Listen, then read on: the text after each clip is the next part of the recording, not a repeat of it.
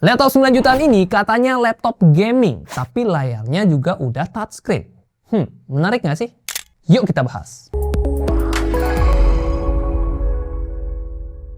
Yo guys, Ragadget bersama Rakrisna di sini, dan kali ini kita akan ngebahas laptop harga 9 jutaan khusus buat edisi lebaran yang kita rekomendasikan buat lebaran tahun ini maksudnya.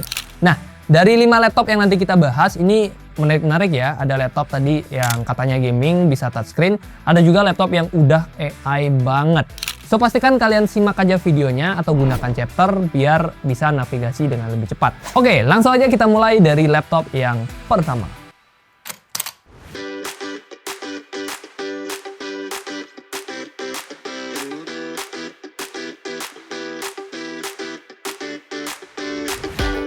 Laptop 9 jutaan terbaik yang pertama adalah Acer Aspire Go 14 AI. Kalau kamu lagi nyari laptop yang udah AI banget, yang bener-bener didesain buat menghajar komputasi AI, dengan layar yang juga akurat buat editing profesional, ini adalah pilihan yang mantap. Yes, di harga 9 jutaan, Acer udah ngasih prosesor Intel Core Ultra 5 125H yang dikombinasikan dengan Intel USD grafis dan bisa auto upgrade ke Intel Arc kalau RAM-nya ini kita upgrade ke dual channel. Kombinasi ini udah bisa menghasilkan skor Cinebench R23 di kisaran 9.600-an poin dan skor 3D Mark Firestrike di 4.700-an poin.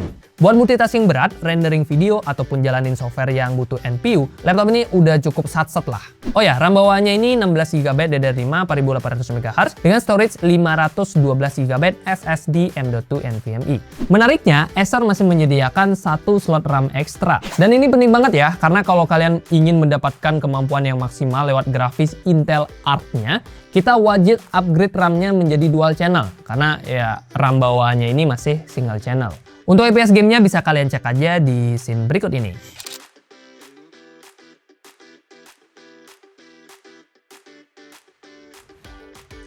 Lanjut ke layarnya. Laptop ini bawa panel 14 inch IPS Full HD Plus dengan akurasi warna 100% sRGB. Layarnya ini udah manjain mata dan udah bisa kita pakai buat color grading profesional. Cuman soal kecerahan dia standar aja di 250 nit. Nah, untuk baterainya berkapasitas 55 Wh yang diklaim tahan kisaran 7 jam pemakaian. Bobotnya masih aman di kisaran 1,5 kg dengan tebal di 1,75 cm. Terus portnya super lengkap, ada 2 port USB-C full function, HDMI 2.0, micro SD card reader, bahkan masih dikasih colokan Ethernet RJ45.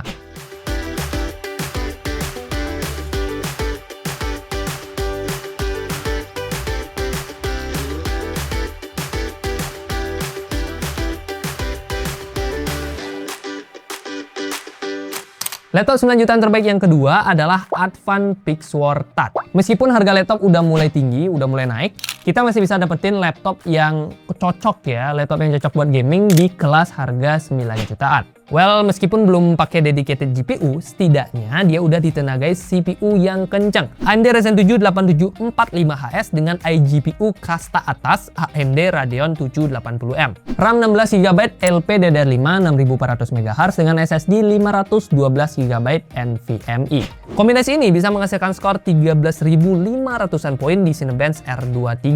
Ini adalah skor tertinggi pada list video kali ini. Grafisnya juga jadi yang paling kenceng cuy, dengan skor 7.800-an poin di 3D Mark Firestrike. Ini mah udah bisa diajak render 3D ringan atau enggak multitasking puluhan tab di Chrome atau bahkan bermain game AAA rata kiri. Cyberpunk 2077 bisa dapetin rata-rata 54 fps, GTA 5 di 65 fps, dan Forza Horizon 5 di 72 fps.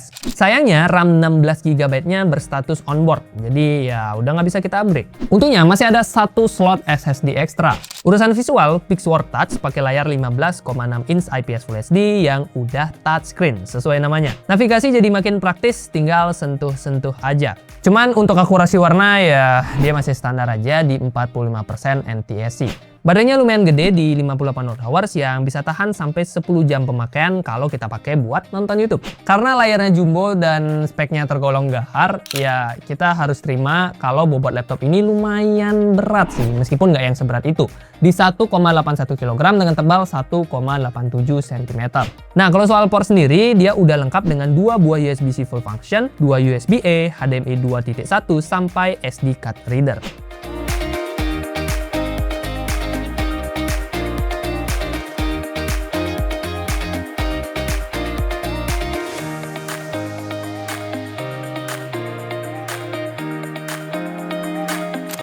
Laptop 9 jutaan terbaik selanjutnya adalah HP 14 EM0730AU.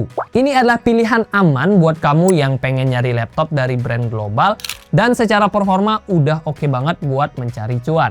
Yap, brand HP emang udah terkenal kualitasnya lah. Makanya nggak heran kalau banyak perusahaan yang pakai laptop HP buat operasional bisnis. Termasuk HP 14 yang kita bahas ini. Udah cocok banget lah buat bekerja. CPU-nya pakai AMD Ryzen 7 7730U dengan grafis Radeon 610M, RAM-nya 16GB DDR4 3200 MHz dan storage-nya 512GB SSD M.2 NVMe. Skor Cinebench R23-nya ada di angka 10.800-an poin dengan 3D Mark Firestrike di 1.700-an poin.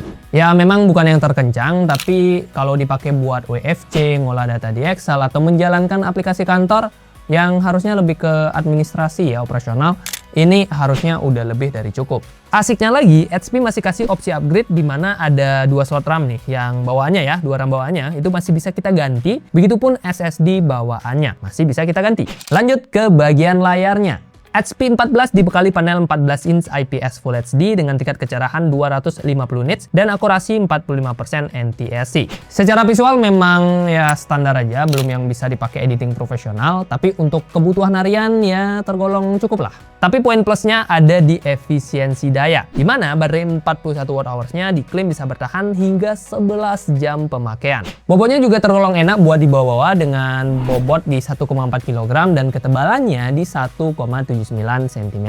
Terakhir, portnya cukup fungsional, ada USB-C 3.2 Gen 1, 2 USB-A, HDMI 1.4, dan sayangnya sih nggak ada SD card reader.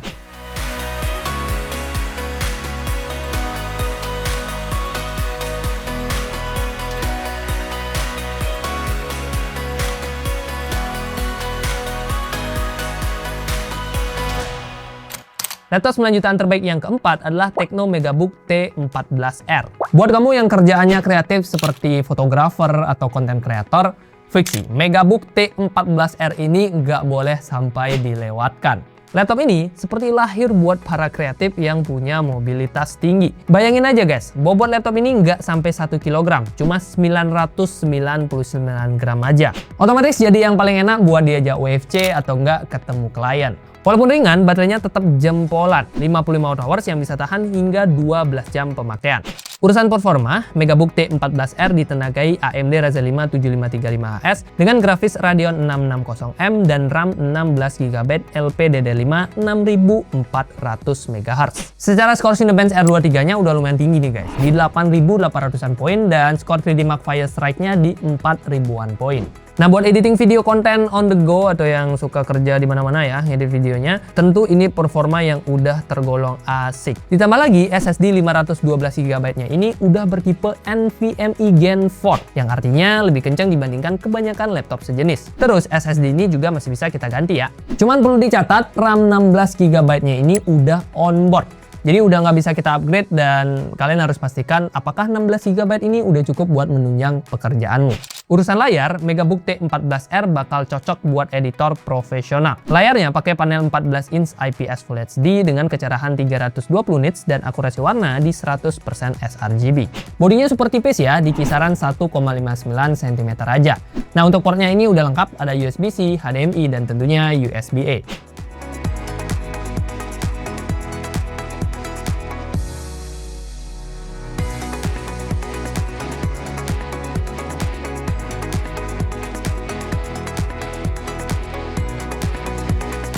Laptop 9 jutaan terbaik yang kelima adalah Asus VivoBook Go 14. Kalau kamu tipikal yang males ngambil resiko dan pengen laptop yang after sales-nya ya, service center-nya udah ada di mana-mana, ya ini pilihan yang menarik. Meskipun nggak membawa spek yang wow banget, tidaknya dia tetap enak buat dijadiin laptop kerja. CPU-nya pakai AMD Ryzen 5 7520U dengan grafis Radeon 610M, RAM-nya 16GB LPDDR5 5500 MHz onboard, dan storage-nya 512GB SSD NVMe Gen 3. Skor Cinebench-nya memang yang paling kecil ya, di kisaran 4900-an poin. So ya, laptop ini memang didesain murni buat kerjaan kantoran ringan kayak browsing, ngerjain dokumen, atau meeting online. Terlebih lagi, RAM-nya on onboard, jadi udah nggak bisa kita upgrade. Untungnya SSD bawaannya ini masih bisa kita ganti ya. Nah kalau mau dipakai B-strip, VivoBook Go 14 juga punya bobot yang tergolong enak, 1,38 kg dengan tebal 1,79 cm. Baterainya juga cukup awet berkat CPU-nya yang hemat daya. 42 watt-hours yang diklaim bisa bertahan kisaran 12 jam. Dan ini tentunya buat nonton. Kalau buat kerja biasanya kisaran 6-7 jam lah mentok-mentok. Soal layar, VivoBook Go 14 membawa layar 14 inch IPS Full HD dengan kecerahan 250 nits dan akurasi di 45% NTSC. Layar yang lagi-lagi standar tapi udah enak lah buat kebutuhan harian. Terus portnya cukup lengkap, ada USB-C 3.2 Gen 1, 2 USB-A, dan HDMI 1.4. Cuman sayangnya kami belum menemukan dan kayaknya memang gak ada USB-C full function di laptop ini.